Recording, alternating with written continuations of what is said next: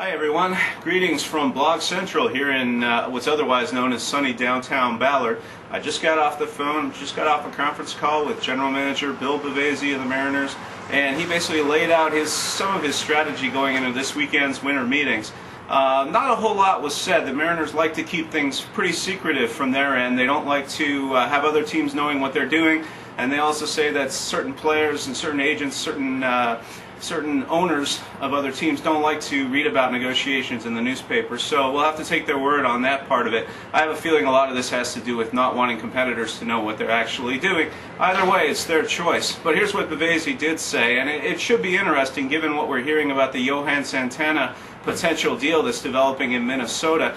Bavasi essentially said, quote unquote, we have nobody's untouchable on this team. Nobody's untouchable. He then amended that statement to say that there's maybe one or two players on the team, more veteran type players that might be untouchable. And just off first glance, besides Felix Hernandez, the untouchables to me might be Ichiro, of course, and other than that, Adrian Beltre, whose contract is now very affordable, plays a Gold Glove type defense at third base, and he drives in a heck of a lot of runs to be shipping him off at this stage. So I think those are your three untouchables on the Mariners, but he did not say Adam Jones, and he did not say Brandon Morrow. So I would suspect that those players, with the right kind of deal coming around, would be very much in play for the Mariners as they go about trying to make improvements. What's Bavasi going to try to do? He says he has to either improve or upgrade two starting pitching positions. And but by saying that, he could mean he could be hoping for Horacio Ramirez to come out and show some improvement under new pitching coach Mel Stoudemire, or he could just bring in two new guys altogether. Right now, given the state of starting pitching out there, I'd say that the one-and-one approach might be better than bringing in two new people. But that's going to be decided in the next few days.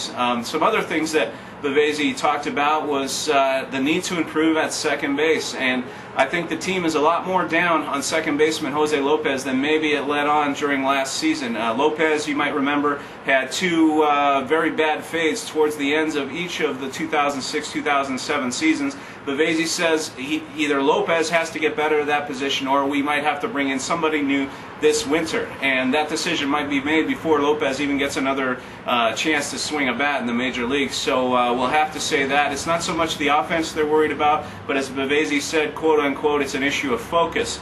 And whether that focus was because of Lopez's brother dying in a motorcycle accident back in June, or maybe some of the other issues that had started to plague him even before that, that remains to be seen. The team isn't ready to commit one way or the other. But what is known is that Lopez has to show some improvement if he gets another chance to start at second base next year. So nothing's guaranteed in that respect.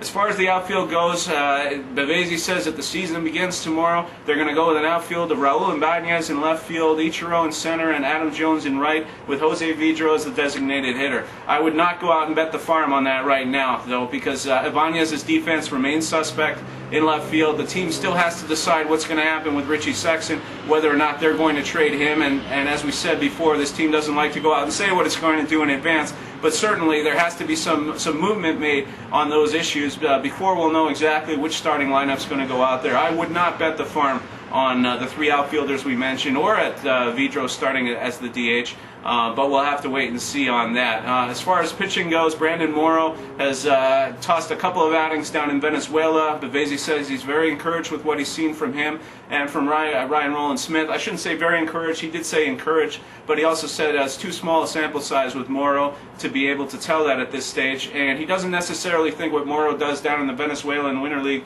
will have any bearing on his trade value come the winter meetings. So, but that remains to be seen, because Morrow will definitely be a key part of any trade package that would involve Johan Santana coming over to Seattle, or even another top pitcher, let's say Eric Bedard, coming over from Baltimore to Seattle, although that remains much less likely.